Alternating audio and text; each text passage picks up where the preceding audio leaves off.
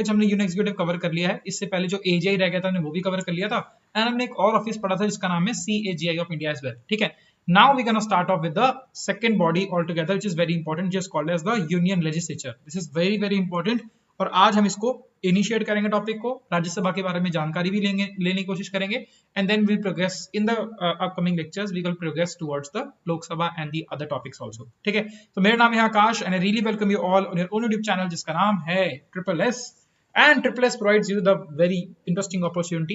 यहाँ पर आपके बहुत सारे मॉक टेस्ट यहाँ पर आपके लिए रिलीज कर दिए गए हैं, and they are number of mock test all together. इतने मॉक टेस्ट है कि सर आपको सारे देने की जरूरत भी नहीं पड़ेगी, आपकी प्रिपरेशन ऑल टुगेदर का आधे मॉक टेस्ट में भी आप मतलब like if you are able to cover only the half of it, then you will still be able to get like a huge amount of benefit. So if you are planning to choose some mock test and all, therefore you can definitely consider them। पहला mock test आपको यहाँ पर free मिलेगा। इसके अलावा यहाँ पर आपके जितने भी JNK के एग्जाम्स वगैरह होते हैं उसके यहाँ पर काफी अफोर्डेबल प्राइसेस के ऊपर आपको यहाँ पर कोर्सेज मिल जाते हैं, therefore you can also check them out as well, and for that you need to download a app which is available on the Google Play Store। नाम है ट्रिपल एस, जानते ही होंगे सर आप लोग, है ना। चलो, तो ये थोड़ा सा introduction about my self. these are the few exams which I have cracked over the years, along with that I'm also having a decent experience in teaching also। So if you are new here, therefore this is a brief introduction, you can pause the video and you can check it out। All right, now comes the topic itself जिसके regarding हम लोग बात करने वाले हैं। एक question से मैं आपको स्टार्ट करूंगा। एक ऐसे मैंने कोई फ्रेम क्वेश्चन नहीं किया, लेकिन ये क्वेश्चन बहुत रिपीटेड क्वेश्चन है जो कि मल्टीपल एग्जाम्स में कई बार पूछा जा चुका है। अभी आजकल ये स्टेट पीसीएस वगैरह का थोड़ा फेवरेट क्वेश्चन बन गया है। आप जहां भी देखो, अभी वेस्ट बंगाल सिविल सर्विसेज भी होके हटा है, तो वहां पे भी क्वेश्चन पूछा गया था, और बाकी और भी एग्जाम्स वगैरह में आता रहता है। मैं अभी काउंट नहीं कर पा रहा हूँ, CDS, CAPF और UPSC, EPFO, इन सब के एग्जाम्स में तो आपके बहुत ज्यादा कॉमन क्वेश्चन है। It has been repeated multiple times. ठीक है, तो क्वेश्चन ये है सर, क्वेश्चन ये है कि सिंपल सी चीज आपको बतानी है मुझे। जब मैं नाम लेता हूँ पार्लियामेंट का, ठीक है, जब मैं नाम लेता हूँ पार्लियामेंट का, तो आपके दिमाग में क्या आता है कि पार्लियामेंट में कौन कौन लोग प्रेजेंट होते हैं, मतलब कौन कौन ऑफिस प्रेजेंट होते हैं। मैं यहाँ पर नाम लोगों की बात नहीं कर रहा हूँ। आपको ये नहीं बोलना है कि सर यहाँ पर एक ऑपोजिशन लीडर होगा, एक रूलिंग पार्टी होगी, वो सब नहीं बताना है। मैं बस ये पूछ रहा हूँ कि parliament comprises of what, parliament comprises of what. Parliament जब मैं नाम लेता हूँ तो आपके दिमाग में क्या आता है, क्या इसके अंदर आपको देखने को मिलेगा। ठीक है, जैसे अगर मैं बोलूंगा कि आपका स्टेट लेजिस्लेचर के अंदर क्या आपको देखने को मिलता है, तो आप बोलोगे सर क्या आपको लेजिस्लेटिव असेंबली देखने को मिलेगी, लेजिस्लेटिव काउंसिल देखने को मिलेगी। तो वैसे ही मैं आपसे क्वेश्चन पूछ रहा हूँ कि पार्लियामेंट के अंदर आपको क्या देखने को मिलता है, फटाफट से कमेंट में कर दीजिए।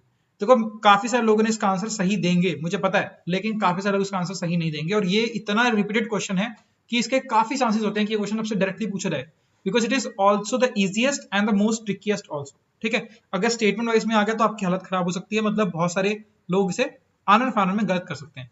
तो पहले यही जानने की कोशिश करते हैं। सर हमारा टॉपिक इज यूनियन, एक सेकेंड ना, यूनियन लेजिस्लेचर।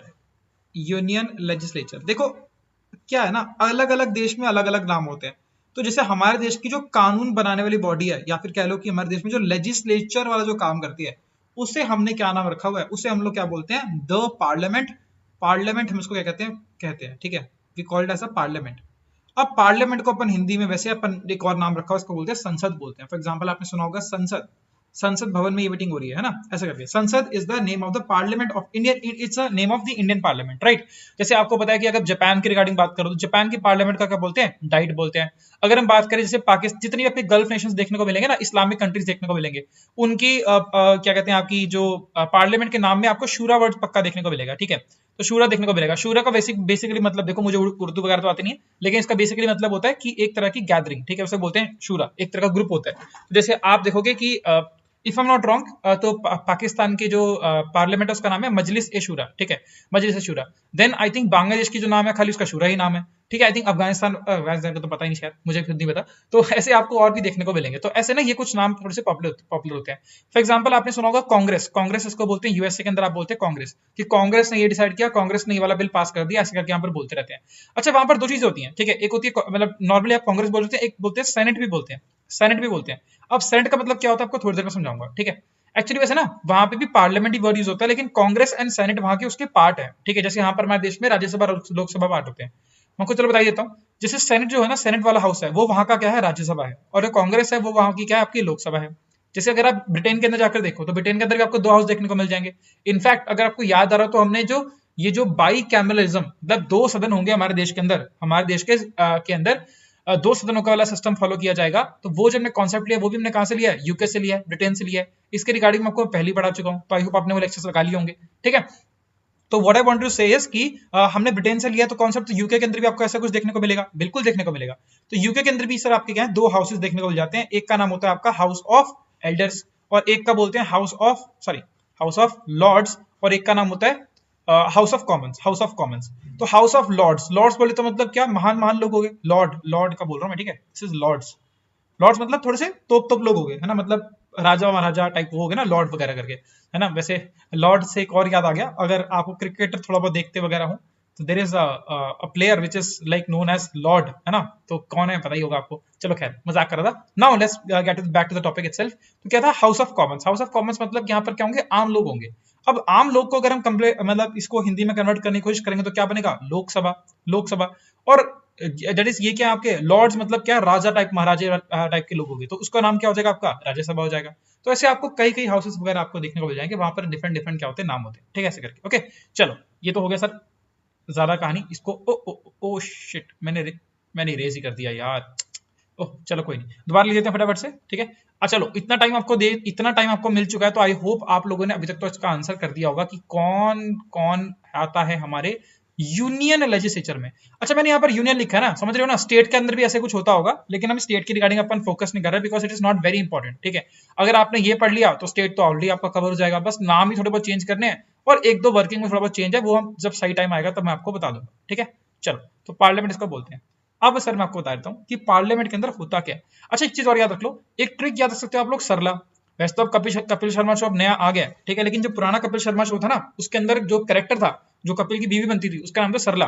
तो आप ऐसे याद रख सकते हो कि 79, देन आपका R for 80, this is 79, this is 80, and L stands for या LA जो भी कहना चाहते हो, this L stands for what, 81। So this is article number 70 talks about Sansad, which is called as Parliament, and R talks about the article 80 talks about the Rajya Sabha, and L talks about the Lok Sabha itself। ऐसे करके आ सकते हो। ये छोटे tricks हैं, लेकिन आप इतनी बार रिवीजन करोगे ना तो आपको वैसे दिमाग, मतलब आपको दिक्कत परेशानी आएगी नहीं, मतलब आप you will be like keep on like मतलब रिमेंबरिंग द थिंग्स, अगर क्योंकि आप डिटेल में पढ़ रहे चीजें। लेकिन छोटे मोटे एग्जाम के लिए जब पढ़ते हैं तो थोड़ा बहुत ऊपर नीचे मिस के पढ़ते चीजें स्किप हो जाती है। ठीक है, चलो anyways, article number 79 talks about, मैंने आपको बताया था क्या, आर्टिकल नंबर 79 बात कर रहा है किसके रिगार्डिंग, पार्लियामेंट के रिगार्डिंग बात कर रहा है, फिर संसद के रिगार्डिंग बात कर रहा है। और यहां पर क्या बोलेगा, देखो हमेशा पहला आर्टिकल क्या बोलता है, there shall be a parliament, there shall be a parliament, so easy right. लेकिन हम इसके लिए नहीं पढ़ रहे हैं कि there shall be a parliament, हम इसके लिए पढ़ रहे हैं क्या, दैट इज कंप्राइजिंग ऑफ कौन कौन होना चाहिए इस पार्लियामेंट के अंदर। सर बहुत सिंपल सी बात है सर, बाइकैमलिज्म करते जा रहे हो कब से, इसका मतलब क्या सर, दो हाउसेस तो होंगे, एक का नाम होगा लोकसभा, एक का नाम होगा राज्यसभा। अभी आपने बता तो दिया था, ठीक है, आई होप ये सब मैंने आंसर कर दिया है, Lok Sabha and Rajya Sabha. Now this Lok Sabha and Rajya Sabha, जिसको हम लोग हाउस ऑफ पीपल कह लो, हाउस ऑफ पीपल कह लो, हाउस ऑफ कॉमन्स कह लो, हाउस ऑफ लॉर्ड्स कह लो, मैं आपको आगे नामकरण वगैरह कल करा ही दूंगा, तो छोड़ो इसको। ये दोनों तो हाउसेस हैं, ये दोनों तो हाउसेस हैं, लेकिन इसके साथ ही साथ एक इंसान आपको और देखने को मिलते हैं जो कि बहुत इंपॉर्टेंट है, लेकिन सर भूल जाते हैं लोग, समझ रहे हो। देखो ये क्या है आपके प्लस प्रेसिडेंट, याद रखना, there shall be a parliament comprising of Lok Sabha and Rajya Sabha, ये तो सर पार्लियामेंट का पार्ट आ गया। लेकिन अगर मैं बात करूं यूनियन लेजिस्लेचर, इनके बिना कंप्लीट नहीं होता। क्यों नहीं होता कंप्लीट, अगर आप इनको देखो, इस आर्टिकल में लोकसभा राज्यसभा मेंशन किया हुआ है, इस आर्टिकल में प्रेसिडेंट मेंशन नहीं किया हुआ। एक मर्जी ऐसे कर देता हूं, इसको अलग से लिख लो, ठीक है, प्लस प्रेसिडेंट।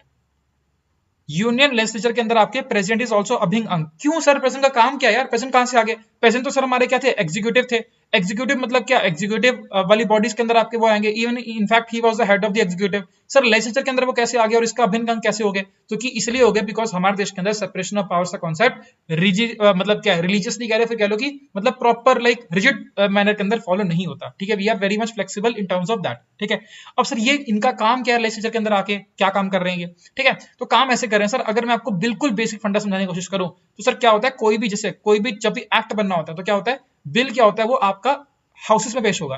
फॉर एग्जांपल मान लेते हैं कि फर्स्ट हाउस में पेश हो गया। अब फर्स्ट कोई भी हाउस हो सकता है, it could be Lok Sabha, it could be Rajya Sabha. तो मान लो पहले आपका लोकसभा में पेश हो गया, राज्यसभा में आपका क्या हो गया, सेकंड नंबर पे आपका पेश हो गया। तो first number Lok Sabha, second number आपका राज्यसभा, ठीक है। और it could be the case की पहला आपका राज्यसभा में हो रहा है, सेकंड नंबर आपका लोकसभा में हो रहा है। देखो ये फर्क नहीं पड़ता, हाँ इसमें कुछ स्पेशल केसेस होंगे जो कि सिर्फ और सिर्फ लोकसभा के अंदर ही पेश हो सकते हैं, वो हम लोग लोकसभा के टाइम पर पढ़ लेंगे। लेकिन मैं यहाँ पर क्या कहना चाह रहा हूँ कि भैया ये जो आपका हाउसेस के अंदर पेश होने के बाद यहाँ पर क्या होंगे, डिबेट्स होंगे, डिस्कशंस होंगी एंड फाइनली क्या होंगी, वोटिंग होगी। इन सब के बाद वोटिंग होने के बाद अगर मान लो कि क्या हो गया, आपका लोकसभा से हो गया आपका पास, और राज्यसभा के मतलब देखो लोकसभा से पास होने के बाद कहां पर जाएगा, पास होने के बाद राज्यसभा में जाएगा, राज्यसभा से ही पास हो गया। तो कोई भी जो बिल आपका स्टार्टिंग में था, ये आपका एक्ट नहीं बनाया जाएगा। ये बिल जो है ना, उसकी एप्लीकेबिलिटी नहीं होगी। क्यों नहीं होगी? क्योंकि अभी तक सबसे इंपॉर्टेंट काम जो है वो क्या है, एग्जीक्यूटिव का काम है। एग्जीक्यूटिव का काम क्यों इंपॉर्टेंट आ रहता है सर? ये तो लॉ मेकिंग के रिगार्डिंग बात हो रही है ना। देखो याद करो सेम चीज बार बार मैं आपको बता चुका हूं, और ये सब जो है रिलेटेबल टॉपिक है। एक बात मुझे बताओ, एग्जीक्यूटिव का काम क्या था? एग्जीक्यूटिव का काम क्या था? गवर्न करना है based on the law. Based on the law क्या करना है? गवर्न करना है। तो भैया आपने लॉ तो बना दिया, लेकिन जो गवर्निंग बॉडी है वो भी तो अप्रूव करेगी ना यार, हम कि इसको हम लोग मान लेते हैं, और अल्टीमेटली अब मैं अगर इसके ऊपर मैं हस्ताक्षर कर दूंगा तो अब क्या होगा, ये वाला लॉ क्या हो जाएगा, पूरे देश में एप्लीकेबल हो जाएगा। तो एग्जीक्यूटिव साइन कर ये बोलेगा कि भैया हमने ये आपका लॉ एक्सेप्ट कर लिया है, एंड इनफैक्ट हम क्या करेंगे, इसके बाद एग्जीक्यूटिव ने साइन कर दिया, head of all the executive ने साइन कर दिया, इसका मतलब क्या है, बाकी सब एग्जीक्यूटिव भी क्या करेंगे, फॉलो करेंगे, और कोशिश ये करेंगे कि बाकी सब पूरा का पूरा देश क्या कर सके, इसे फॉलो कर सके। तो याद रखना, bill will never become an act अगर वो क्या है, आपका प्रेसिडेंट उसके ऊपर साइन नहीं कर रहे हैं। और इसी केस के अंदर आपको देखने को मिलती है एक बहुत ही स्पेशल पावर जिसका नाम है pocket veto. Pocket veto power का इस्तेमाल करके क्या कर सकते हैं, प्रेसिडेंट साइन करने से मना कर सकते हैं। अगर साइन करने से मना कर दिया तो क्या कर लेंगे भैया, वो बिल कभी एक्ट बनेगा ही नहीं। क्या ऐसा कोई बिल है? बिल्कुल ऐसा बिल है। कौन सा है? Postal act. Postal act sir ज्ञानी जैल सिंह के टाइम पर था, जो कि वो कभी उन्होंने साइन करा ही नहीं। कई बार उनके पास वापस पहुंचा गया, लेकिन कभी उन्होंने साइन ही नहीं किया, इसलिए वो आज तक कभी भी एक्ट वापस प्रॉपर हो ही नहीं पाया, निकल कर आ ही नहीं पाया सामने। ठीक है, ये सब मैं आपको बाद में लिखवाऊंगा, टेंशन की बात नहीं है। तो ये याद रखना, this is the chronological order. अगर प्रेसिडेंट इसके ऊपर क्या कर देंगे, हस्ताक्षर कर देंगे, जिसे बोलते हैं असेंट देना, तो क्या हो जाएगा सर, ये बिल जो था ना, ये बिल की जो यहां से स्टार्ट हुआ था बिल, ये सारे प्रोसीजर के होते होते ये bill will become an act. Bill will become an act. It will become a law, and then it will be applicable throughout the entire country, entire territory of India. I hope that you are getting this particular point itself. Therefore, present is also a very important part. This question has been repeated number of times. ठीक है, और आपको पता है कैसे question पूछता है, मतलब जो अच्छे लेवल का क्वेश्चन जो आता है वो ऐसे आता है कि ऑप्शन ऐसे पूछेगा कि 1 में लिख देगा लोकसभा, सेकंड में लिख देगा राज्यसभा, और थर्ड में लिख देगा प्रेसिडेंट, और फिर पूछेगा, या फिर कभी कभार क्या करते हैं, चीटिंग करने के लिए क्या करते हैं कि राज्यसभा का एक और नाम होता है जिसको बोलते हैं काउंसिल ऑफ स्टेट्स, तो ये लिख देते हैं उठा के, काउंसिल ऑफ स्टेट्स। अब इससे क्या होगा सर, जिसको थोड़े से कॉन्सेप्ट में वीक है तो क्या होगा सर, स्टेट्स वेस्ट पढ़ लेंगे, वो बोलेंगे, अब पूछेंगे कि सर यूनियन पार्लियामेंट का पार्ट कौन सा होता है, यूनियन लेजिस्लेचर का पार्ट कौन होता है। तो सर लोग सोचते हैं कि सर ये तो स्टेट्स के रिगार्डिंग बात कर रहा है, ये तो होगा ही नहीं। प्रेसिडेंट के रिगार्डिंग सर भूल ही जाते हैं, एंड लोकसभा के ऊपर टिक मार के आते हैं, ओनली 1 and 2, 1 and या 2 and 3 या 1, 2 and 3 ऐसे करके आपको ऑप्शन देखने को मिल जाएंगे। अगर यकीन नहीं होता गूगल करके देख लेना क्वेश्चन, इतने सारे क्वेश्चन आ चुके हैं कि मतलब क्या ही बताऊं। ठीक है, इस लाइक दैट। तो आई होप आपको ये चीज तो समझ में आ गई होगी, बहुत ही अच्छे समझ में आ गई होगी। अब आते हैं सर हमारे टॉपिक के ऊपर, which is called as Rajya Sabha. थोड़ी सी बात करते हैं राज्यसभा के रिगार्डिंग। सबसे पहले सर बिल्कुल इजी सी चीजें हम लोग थोड़ी सी पढ़ने की कोशिश करेंगे। राज्यसभा देखो, इसके पहले नाम ही देख लेते सारे नाम, है ना। राज्यसभा को हम लोग क्या बोलते हैं, अपर हाउस बोलते हैं, है ना, ऊपरी सदन, है ना, सुन के बड़ा अजीब सा लगता है ना, ऊपरी सदन। चलो एनीवेज, तो अपर हाउस, इसका सर एक और नाम ऐसे बोलते हैं house of elders. House of elders, कुछ भी नाम लिख के आ जाए पेपर में, घबराने की जरूरत नहीं है, सारे सारा नाम पढ़ लेंगे। और देखो क्या होता है कि ना, जो इंसान बड़ा होता है तो उसके पास दिमाग भी सारा होता है ना, मतलब एक्सपीरियंसेस सारा होते हैं। तो यहाँ पे याद रखना है sir, it is also called as the house of wisdom. House of wisdom भी बोलते हैं। ठीक है, कुछ एक मिस कर दिया क्या? हाँ, काउंसिल ऑफ स्टेट्स मैंने मिस कर दिया, काउंसिल ऑफ स्टेट्स इसको बोलते हैं। ठीक है, काउंसिल ऑफ स्टेट्स को बोलते हैं। ठीक है, ये सारे के सारे क्या है, इसके सर नाम है। अब पूछेगा आपसे क्या सर, ये सब सॉरी ये शायद सबसे आप क्या बोल दिया, ये सब आपसे शायद ना पूछे। क्या पूछ सकता है आपसे कि इसका आर्टिकल क्या होता है। तो आर्टिकल नंबर 80, वो मैं आपको पहले ट्रिक बता चुका हूं, उससे आगे ज्यादा दिमाग लाने की जरूरत नहीं है। आगे बढ़ते हैं सीधा। ठीक है, अच्छा, आर्टिकल 80 बात क्या करते हैं सर, देश शैल बी राज्यसभा, वो सब तो लिखने की जरूरत नहीं है मुझे लग रही है अभी। अब यहाँ पर क्या है सर, इसके अंदर पूछता है कि कंपोजिशन कौन कौन होनी चाहिए, कौन कौन लोग यहाँ पर आपको देखने को मिलेंगे, कंपोजिशन ऑफ राज्यसभा। तो सर यहाँ पर क्या है, यहाँ पर बोला गया है कि comprising of, it must comprises of not more than how many members, 238 members। 238 members से ज्यादा आपको यहाँ पर आपको देखने को नहीं मिलेंगे। अब बोलोगे सर मजाक कर रहे हो सर, क्या ही पढ़ा रहे हो, है ना। कुछ आता रहता है नहीं सर, है ना? अरे यार मजाक कर रहा हूँ, मतलब क्यों? क्योंकि हमने तो पढ़ा क्या, आपने तो पढ़ा होगा 245 मेंबर्स, तो 238 मेंबर्स कहां से आ गए? समझो, पूरे सेंटेंस में नहीं लिखा है। 238 मेंबर्स इलेक्टेड फ्रॉम स्टेट्स। क्या बोला मैंने? Elected from states. This is very very important word, elected from states, sorry slash UTs also. मतलब क्या है कि ये इलेक्टेड मेंबर्स के रिगार्डिंग बात हो रही है कि यहां पर किस मेंबर क्या होंगे, इलेक्शन से होकर आएंगे स्टेट्स यूटीज बाय, कैसे आएंगे सर? बाय अगेन पीआरएस और एसटीवी। क्या होता है अपने को फर्क नहीं पड़ता है, बस होता है सर पीआरएस एंड एसटीवी। क्या थोड़ा बहुत मैंने इसके बारे में आपको बता चुका हूं, पहले बता चुका हूं, ठीक है? आई होप आपको ये इसके रिगार्डिंग आपको ज्ञान होगा, ठीक है? 238 मेंबर्स। नाउ इसके अलावा प्लस 12 मेंबर आपको और देखने को मिलेंगे, 12 मेंबर आपको और देखने को मिलेंगे from members, 12 members that is nominated by the president.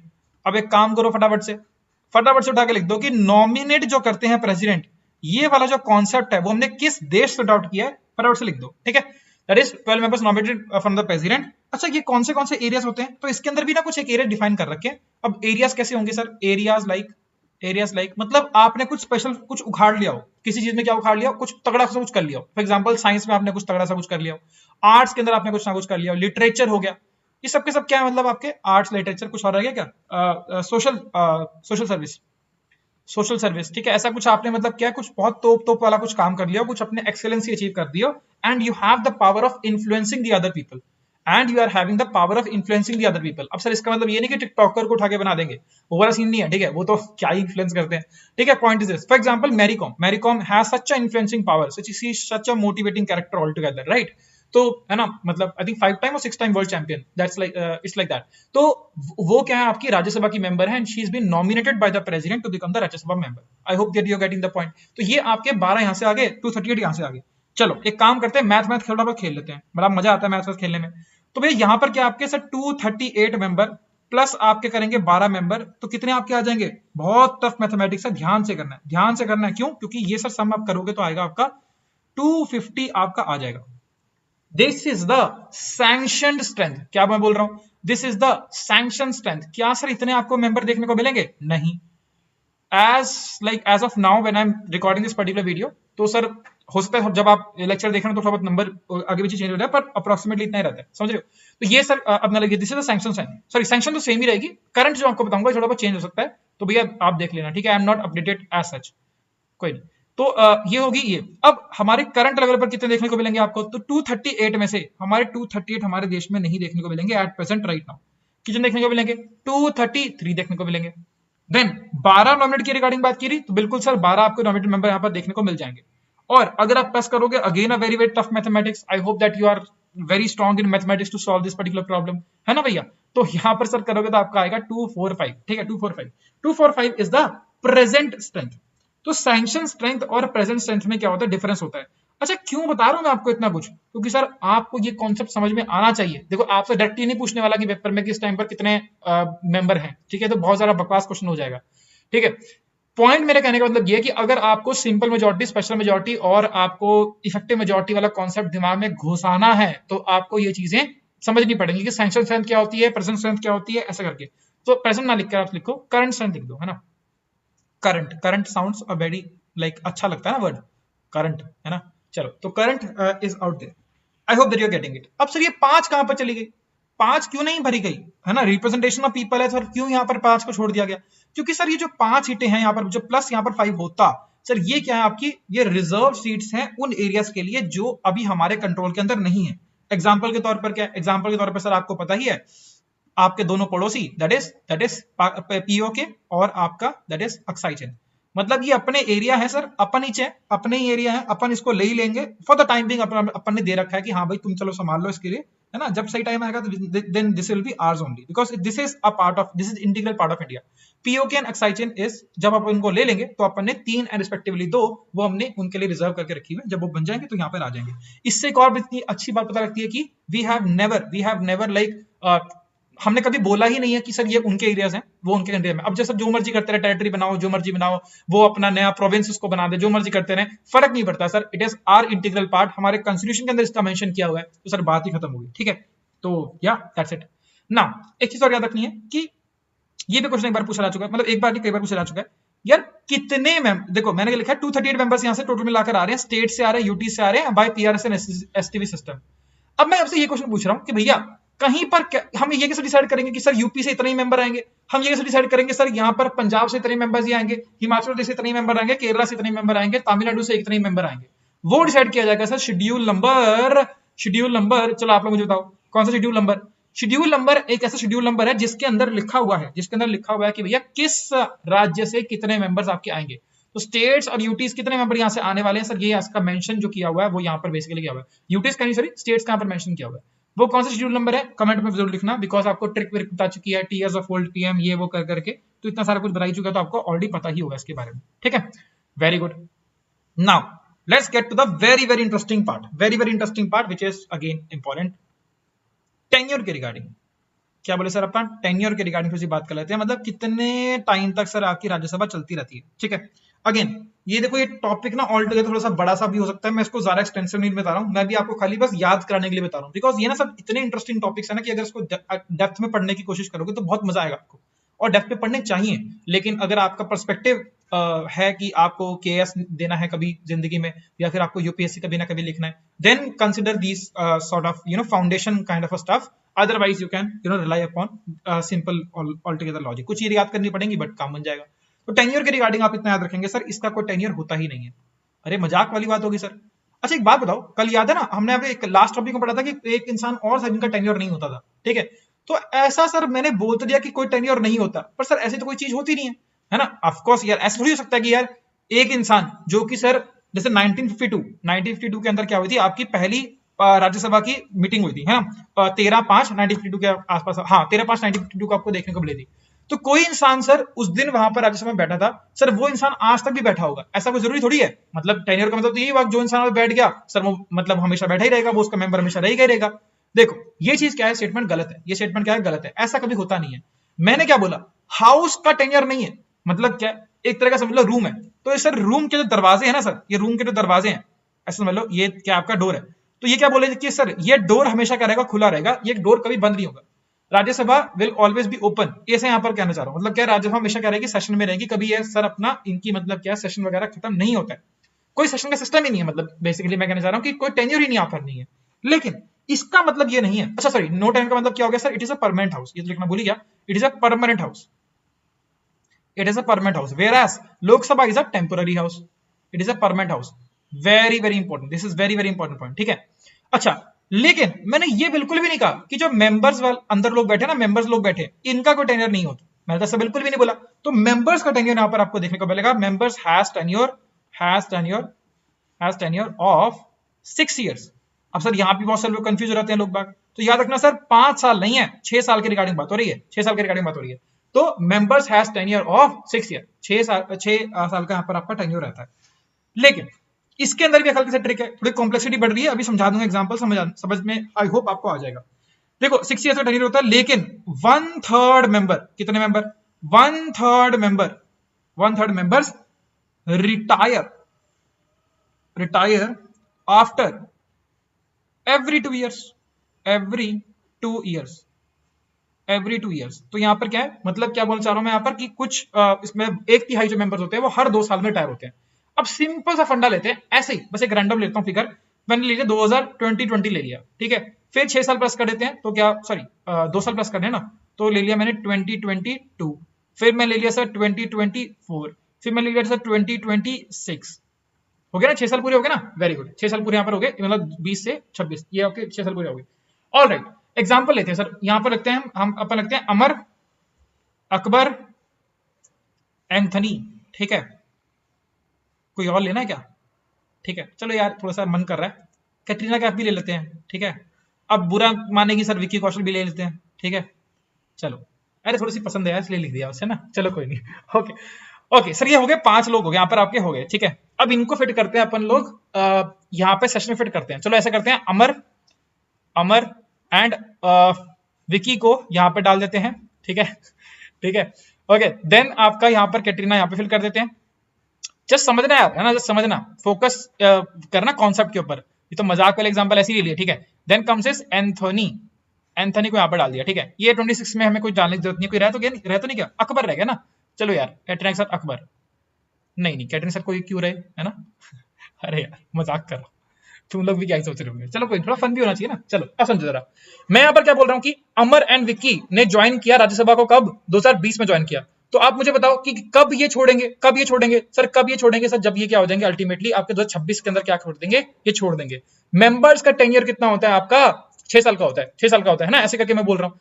एक मिनट कुछ और कर लेते हैं यार, एक ना काम करते हैं, एक मिनट अकबर को यहां से डिलीट करके मैं यहां पर आपका 2018 में डाल रहा हूं अकबर को, ठीक है, ठीक है, अकबर को यहां पर डाल देते हैं। ओके चलो, क्यों बता रहा हूं अभी समझ जाओगे, अभी समझाओगे। ये तो पेन चेंज कर लेते हैं यार, काफी ना कंफ्यूजन सी हो रही है कलर कलर। ओके तो मैंने क्या बोला, देखो ये मतलब 6 साल का टेन्योर यहाँ पर आपका होना चाहिए। तो Amar and Vicky will retire in 2026, लेकिन मैंने क्या बोला, हर 2 साल के अंदर 1/3 member has to retire, 1/3 member यहाँ पर रिटायर होंगे। मतलब कुछ भी मान लो कि टोटल मिलाकर कितने मेंबर है आपके, टोटल मिलाकर आपके मान लो 300 मेंबर आपके बैठे हैं, 300 मेंबर आपके बैठे, तो हर 2 साल में 100 मेंबर छोड़कर जाएंगे और 100 मेंबर यहाँ पर क्या होंगे, वापिस आ जाएंगे। एग्जाम्पल के तौर पर अकबर ने कब ज्वाइन किया था, 2018 में ज्वाइन किया था, तो सर इसके 6 साल का पूरे होंगे, 2024 में इनके 6 साल पूरे हो जाएंगे। तो यानी कि अकबर क्या होगा, 6 साल के बाद क्या करेगा, हाउस छोड़कर जाएगा। अब मान लेते हैं यहाँ पर एक अकबर नहीं, यहाँ पर 100 अकबर है, तो क्या बोल रहा हूं मैं, 100 अकबर यहाँ पर क्या करेंगे, हाउस छोड़कर जाएंगे, और इनकी जगह क्या होंगे, आपके नए 100 लोग आएंगे जो कि अगले 6 साल के लिए यहाँ पर क्या करेंगे, कंटिन्यू करेंगे। तो ऐसे समझना, हर 2 साल के बाद, 2018 के बाद 2020 के बाद 100 लोग यहां से जाएंगे, और यहां से भी क्या होंगे, इसके बाद भी 100 लोग जाएंगे, इसके बाद भी यहां पर क्या होंगे, 100 लोग जाएंगे, और यहां पर भी क्या होंगे, आपके 100 लोग जाएंगे, और ये कंटिन्यू चलता रहेगा, टोटल टेन्योर आगे चलता रहेगा। लेकिन साथ ही साथ में 100 लोग जाएंगे तो 100 लोग आएंगे, 100 लोग जाएंगे तो यहां पर 100 लोग आएंगे, यहां पर भी 100 लोग आएंगे, और यहां पर भी क्या होंगे, आपके 100 लोग आएंगे, ठीक है, ऐसे करके। वैसे यार कैटरीना वगैरह का तो एग्जांपल का कोई नीड पड़ी नहीं, आई थिंक आपका ऐसे कॉन्सेप्ट आपको समझ में आ गया होगा।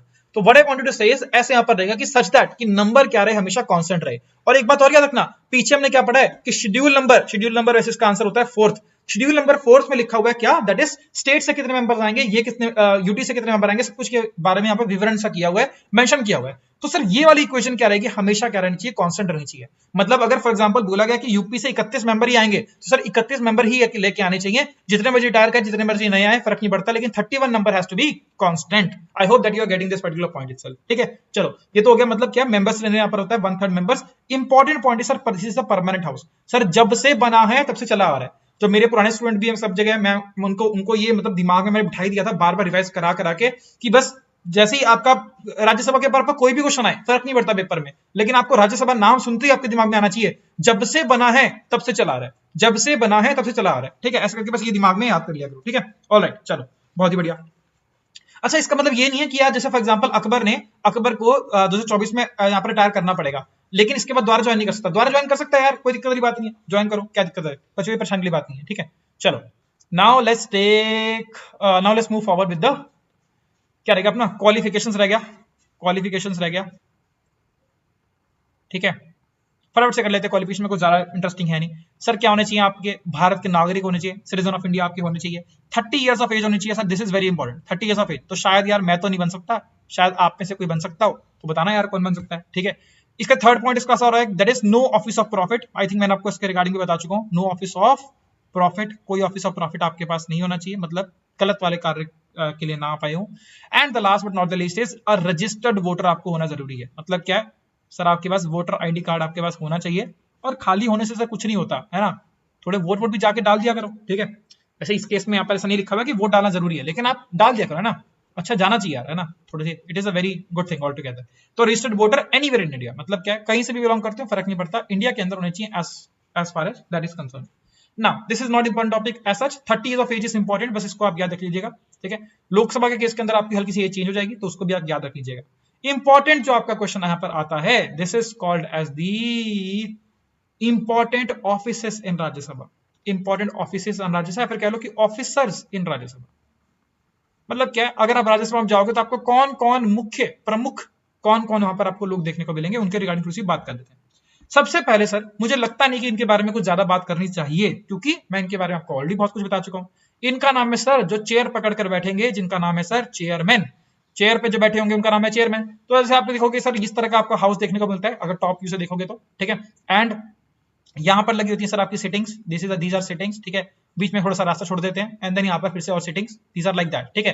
एंड यहाँ पर सर बिल्कुल सेंटर ऑफ द टेबल, इधर कुछ और यहाँ पर टाइपिंग वाइपिंग वाले लोग बैठे होते हैं, और यहाँ पर centre of the table and on the podium itself, यहाँ पर सर एक इंसान बैठते हैं, इनका जो नाम है, चेयर पे जो बैठेंगे वो कौन है, आपके चेयरमैन भाई साहब आपके हैं। तो चेयरमैन सर होता कौन है, याद रखना, बताना जरा, चलो आप लोग मुझे बता दोगे चेयरमैन, क्या इनके बारे में कुछ पढ़ाने की जरूरत है? आई डोंट थिंक सो कि आपको पढ़ाने की जरूरत है, एक्सेप्ट फॉर द फैक्ट कि he is the head of the house, he और she is the head of the house, this is very important. अच्छा ये भी लिख देना, बिकॉज अभी रिसेंटली नए हमारे देश के हेड बने, तो कौन है सर हमारे देश के नए हेड, तो ये आपको जरा मेंशन करना है। आई थिंक मैंने आपसे क्वेश्चन पहले भी पूछा था, थोड़ी सी फॉर्म चेंज करके पूछी थी, बस याद रख लेना, ठीक है। Important for the matter is, एक चीज आपके लिए याद रखना कि सबसे इंपॉर्टेंट पॉइंट जो इनके बारे में, आपको इसके बारे में पता है ऑलरेडी, लेकिन आप शायद कभी बार इसके ऊपर एम्फसाइज नहीं करते लोग बाग, सर ये मेंबर ऑफ द हाउस नहीं है, not a member of the house, this is very important word, not a member of the house, ठीक है। देखो अगर आप में से कुछ लोग केएस वगैरह की तैयारी कर रहे हैं, या अगर आप और अच्छे लेवल के एग्जाम्स की तैयारी कर रहे हैं, सीडीएस की तैयारी कर रहे हैं, सीएफएस टाइप के एग्जाम्स की तैयारी कर रहे हैं, मतलब जिसमें अच्छे स्टेटमेंट वाइज क्वेश्चंस यहाँ पर आते हैं, तो डेप्थ में स्टैंडिंग चाहिए होती है, तो उन लोगों के लिए मैं एक क्वेश्चन देता हूँ आप लोगों को, बताना जरा, अगर मन करा तो जरूर बताना कमेंट के अंदर, I would love to read कि कितने लोग नॉलेज रखते हैं इसके रिगार्डिंग। मैंने बोला कि राज्यसभा के चेयरमैन जो होते हैं वो हाउस के मेंबर नहीं होते, लेकिन लोकसभा के चेयरमैन तो हाउस के मेंबर होते हैं, तो ऐसा ये डिफरेंस क्यों, what is the case with it, तो बताने की कोशिश करना अगर आपको पता है तो, ठीक है, नहीं तो कोई दिक्कत वाली बात नहीं है, जानने की जरूरत भी नहीं आप लोगों को, ठीक है, छोड़ दोस्तों। Okay now comes is chairman भाई साहब तो हो गए, इनके पास कुछ पावर्स होंगी, सबको साइड में रखते हैं। इनके बाद जो आपका इंपॉर्टेंट ऑफिस आता है, इनको बोलते हैं अपन डेप्यूटी चेयरमैन। तो जैसे भाई साहब chairman is the main man, है ना, तो ये क्या होंगे सर, इनके सेकेंडरी पार्ट होंगे, मतलब क्या है, अगर चेयरमैन जब भी नहीं होंगे प्रेजेंट, तो सर कौन होंगे, आपके deputy chairman will take care of the position all together. Important point हमेशा याद रखना कि जब चेयरमैन एब्सेंट है, तब क्या है, आपके डेप्यूटी चेयरमैन यहाँ पर आपके लेके मतलब पोजीशन यहाँ पर ले रहे हैं। मैंने ये नहीं बोला कि जब क्या आपका कि चेयरमैन यहाँ पर है ही नहीं, चेयरमैन यहाँ पर है ही नहीं, जब चेयरमैन यहाँ पर नहीं है तो क्या होगा, नए इलेक्शन से चेयरमैन लेकर आएंगे, उस टाइम पर डेप्यूटी चेयरमैन अगर चेयरमैन की तरह एक्ट भी करेंगे तो वो टेम्पररी बेसिस पर होगा, वो परमानेंट बेसिस पर नहीं होगा। आई होप आपको बाद में समझ में आ रही है कि नहीं समझ आ रही, चलो छोड़ो, आई थिंक दिस इज थोड़ा सा आगे चला गया टॉपिक में, वापस आ जाते हैं मुद्दे पर, डेप्यूटी चेयरमैन। अब सर देखो चेयरमैन तो क्या है, not a member of the house, indirect election से होकर आते हैं। आई होप मैंने सारा कुछ आपको इससे पहले पढ़ाई चुका है इनके बारे में। ये जो होते हैं ना सर डेप्यूटी चेयरमैन, ये सर क्या होता है, इलेक्शन से ही, इनका भी इलेक्शन होता है, लेकिन ये क्या होता है कि आपका within the house election होता है, मतलब क्या है, elected by the members among themselves, मतलब क्या मेंबर्स लोग क्या करेंगे सर, अपने आप अपने मतलब हाउस के अंदर ही आपस में वोटिंग करके एक इंसान को बिठा देंगे, एक इंसान को बना देंगे, डिप्टी चेयरमैन बना देंगे, ठीक है, वेरी इंपॉर्टेंट। अच्छा एक चीज और याद रखना, आप याद रखना कि डेप्यूटी चेयरमैन हो या चेयरमैन हो, चेयरमैन का रिमूवल किसके कौन सी मेजोरिटी से होता है, चेयरमैन का रिमूवल कौन सी मेजोरिटी से होता है, इफेक्टिव मेजोरिटी, याद है आपको, आई होप आपको याद होगा। याद रखना कि डेप्यूटी चेयरमैन का भी क्या होता है, आपका रिमूवल इनकेस अगर करना पड़ गया तो क्या करेंगे, आपस में वोटिंग होगी, विद इन द हाउस में वोटिंग होगी, लेकिन रिमूवल इनका भी क्या होगा, इफेक्टिव मेजोरिटी से ही होगा। वेरी इंपॉर्टेंट, देखो इफेक्टिव मेजोरिटी के आपको 2-3 केस ही देखने को मिलेंगे, मतलब चलिए 4 केस देखने को मिलेंगे टोटल मिलाकर, तो ये चारों केस बहुत इंपॉर्टेंट जाते हैं, बाकी इफेक्टिव मेजोरिटी आपको ज्यादातर कहीं देखने को मिलती नहीं है, ठीक है। तो same as that of VP, vice president की तरह जिस तरह से होता है, या चेयरमैन की तरह जैसे रिमूवल होता है, वैसे ही इनका भी यहाँ पर रिमूवल देखने को मिलेगा, ऐसा करके मतलब with effective majority all together, ठीक है। अगेन सर 14 डे का नोटिस पीरियड वगैरह वगैरह करके, आई होप आप you can go about it. अच्छा एक बात बताओ यार, अगर मान लो चेयरमैन का मन नहीं कर रहा है कि यार वो यहां पर सर्व करे, तो क्या करेंगे, रिजाइन करेंगे, of course he will resign, right. And deputy chairman का मन नहीं कर रहा तो क्या करेंगे सर, ये भी रिजाइन कर सकते हैं, बिल्कुल, he will also resign. Now the interesting part is, this is very interesting part, I am really sorry for it, एक सेकंड रुकना यार, एक सेकंड।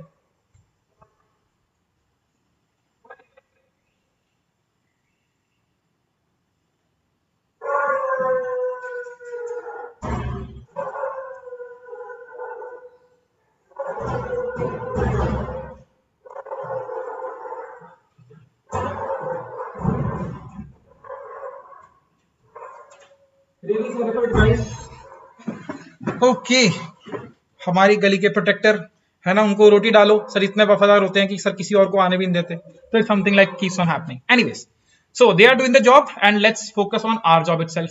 तो यहाँ पर क्या बोल रहा था मैं कि दैट इज हाँ कहाँ था आपका topic was yes resignation.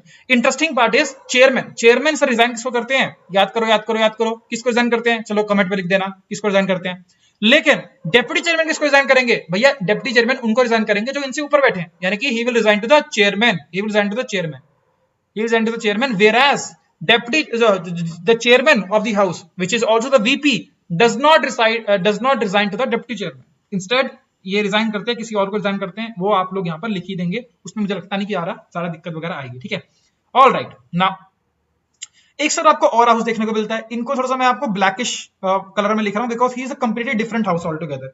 Sir ये जो आपके होते हैं ना, ये शायद आपको प्रॉपर तरह से कोई इंसान, मेजर इंसान की तरह आप लोग शायद पढ़ा भी ना हो, but he is again a very different kind of house, but it's also very important. इनका नाम है सर आपका secretary general of Rajya Sabha, secretary general of Rajya Sabha, secretary general of Rajya Sabha. ये सेम हाउस आपको एक तरह से हाउस आपको लोकसभा में भी देखने को मिलता है। अब इनका काम क्या है?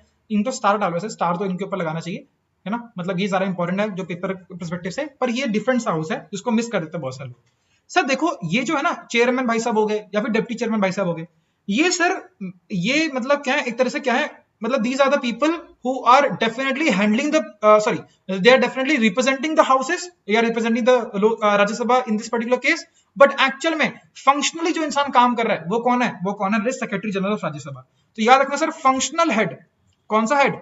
Functional head of Rajya Sabha, functional head of Rajya Sabha, ये सर कौन है? ये कौन है? आपके सेक्रेटरी जनरल ऑफ राज्यसभा। अब इनका काम क्या है सर? देखो इनका काम है क्या कि जो भी डेली टास्क होते हैं इनको मेंटेन करना। फॉर एग्जांपल आपको बताऊंगा आगे जाके बताऊंगा कि एक 10% वाला फंडा होता है जिसे बोलते हैं क्वारम चेक, कि भैया जैसे फॉर एग्जांपल मैं आपके यहाँ पर अभी लाइव क्लास ले रहा हूं, तो मान लो यहाँ पर क्या है कि लाइव क्लास में 5 लोग आते हैं, ठीक है, 4 लोग 5 लोग आते हैं, तो एक बात मुझे बताओ, लाइव क्लास लेने का क्या ही मतलब हुआ जब 4 ही 5 लोग आ रहे हैं?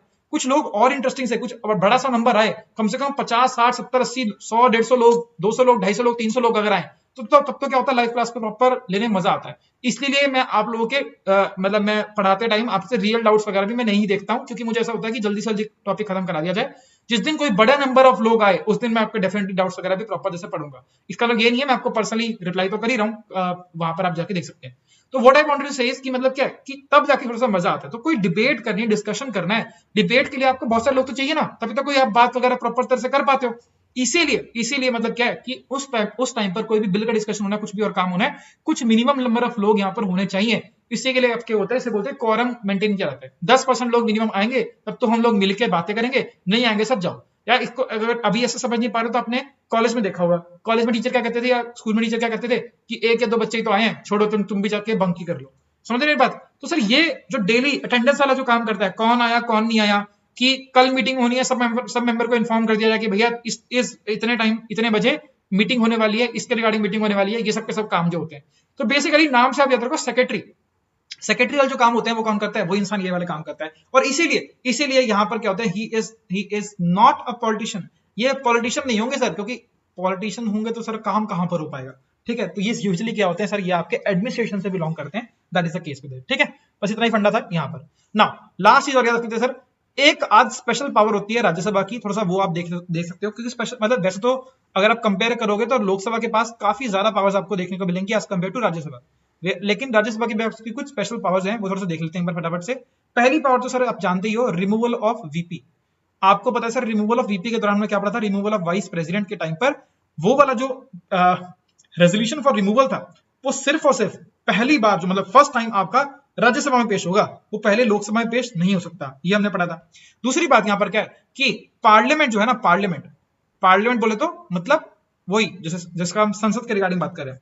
तो पार्लियामेंट क्या है ना, अगर वो चाहे, parliament can make laws on the matter of state list. अरे भाई साहब क्या बात कर दी सर आपने, अरे सर आपने तो फेडरल स्ट्रक्चर पूरा हिला दिया, आपने तो सर पूरी की पूरी बेसिक स्ट्रक्चर की ऐसी की तैसी कर दी। अरे सर ऐसा हो ही नहीं सकता। पार्लियामेंट बोले तो मतलब क्या, यूनियन गवर्नमेंट मतलब यूनियन के अंडर आ रहा है मामला। आप कह रहे हो सर यूनियन स्टेट लिस्ट के अंदर क्या करेगा, यूनियन जो है वो आपका स्टेट लिस्ट के अंदर लॉ बना देगा। सर ये तो पूरे फेडरल स्ट्रक्चर के हमारे खिलाफ है, क्योंकि सर वहां पर तो क्या बोलते हैं, union list, state list and concurrent list. तो यूनियन लिस्ट सर यूनियन का कंट्रोल, स्टेट लिस्ट में स्टेट का कंट्रोल, कॉन्करेंट लिस्ट के अंदर दोनों का कंट्रोल। तो सर आप बोल रहे हो कि सर यूनियन लेजिस्लेचर या फिर यूनियन लिस्ट जो भी आपकी है, ये कहीं ना कहीं क्या कर रही है, मतलब ओवर पावर कर रही है स्टेट लिस्ट को। बिल्कुल सर, बिल्कुल कर सकती है, लेकिन राज्यसभा भी तो है ना सर, राज्यसभा की रिगार्डिंग बात कर रहे हैं। ये तभी हो पाएगा, ये तभी हो पाएगा ओनली ओनली मतलब व्हेन कह लो या फिर ओनली कह लो या व्हाटएवर कह लो, if Rajya Sabha passes a resolution in that regard. मतलब क्या है, अगर सरकार क्या करती है, अगर सरकार क्या करती है, राज्यसभा के अंदर ये रेजोल्यूशन पास करवा पाती है कि किसी पर्टिकुलर सिनेरियो के अंदर पार्लियामेंट स्टेट लिस्ट के अंदर इंटरफेरेंस कर सकता है। देखो स्टेट लिस्ट मतलब स्टेट गवर्नमेंट के अंदर आएगी ना, पार्लियामेंट मतलब यूनियन गवर्नमेंट के अंदर आएगी, तो यूनियन गवर्नमेंट स्टेट के अंदर कैसे इंटरफेरेंस कर सकती है? नहीं कर सकती, ये हमारे स्ट्रक्चर के खिलाफ है। लेकिन अगर करना चाहती है तो क्या करना पड़ेगा, एक रेजोल्यूशन पेश करना पड़ेगा, और वो रेजोल्यूशन जो होगा वो लोकसभा के अंदर नहीं पेश हो सकता, वो सिर्फ और सिर्फ राज्यसभा में पेश होगा। राज्यसभा के अंदर रेजोल्यूशन पेश हो गया, पास हो गया, तो सर आप लॉ बना सकते हो, कोई दिक्कत वाली बात नहीं है। And same goes for all India services as well. अगर कोई भी नई ऑल इंडिया सर्विस बनानी होती है, ऑल इंडिया सर्विस का मतलब क्या हो गया, जैसे आपने पढ़ा होगा IAS, IPS, these are all India services. तो जब ऑल इंडिया सर्विस, कोई भी नई ऑल इंडिया सर्विस क्रिएट करनी होती है, तो उसके लिए भी क्या होगा सर, रेजोल्यूशन जो होता है वो सिर्फ और सिर्फ आपका राज्यसभा में पेश होगा। राज्यसभा से अगर पास हो गया तो फिर आगे बढ़ेगा, नहीं तो आपका नहीं बढ़ेगा।